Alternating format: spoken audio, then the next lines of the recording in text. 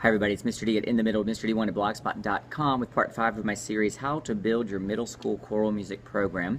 We've covered the kids, yourselves, the teachers, parents, and elementary feeder programs, and today I'm going to talk about administration. So I can only speak from my experience, and my experience is 24 years of teaching public school, 3 states, 5 schools. Now that has brought into my world a variety of experiences, many changeovers. Assistant principals, etc. Just weaving in and out of our lives as they do.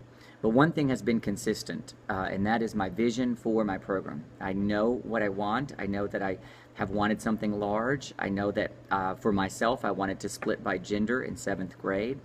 That was my personal choice. I know that I have, in my 8th grade year, I wanted to put them back together so that I could have mixed choir.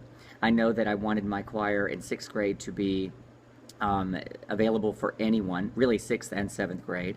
And then 8th grade, I do have to cut back a bit just simply because there are class size limits where I am, and so the max I can have is 84. I also knew that I wanted to have a musical review each year, and I wanted my students to help me. So I wanted to pick a small group of kids with whom I could work. So those are the things that I've wanted for my program, and so regardless of who weaves in and out, into and out of my life as an administrator, I have stayed focused on those things and helping them come to life. And it has not been easy. It takes time. I have to remember, as we all do, that we are not the only consideration. They have many considerations.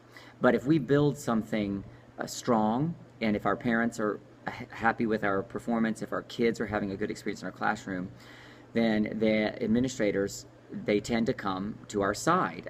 It may take some convincing. It may take a very clear, consistent repeating of what it is that you're hoping to achieve here, and that's how I've been able to accomplish those things. One year in the last, I came here in 2002 to this school, so I've been here a very long time now, but one year I had to leave. My personal life took me away, so I had to resign.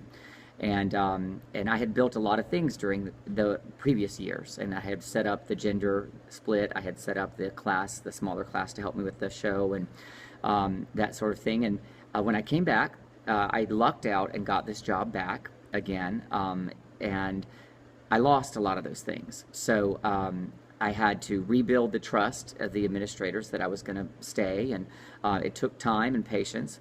And again, it took me realizing I am not the only consideration. I think so many times we, as choral directors and music directors in general, we build something big, and then we think that we're it, and we think we're the only reason to be in the school, and we forget that there are 1,000 other considerations that are important to the kids' education.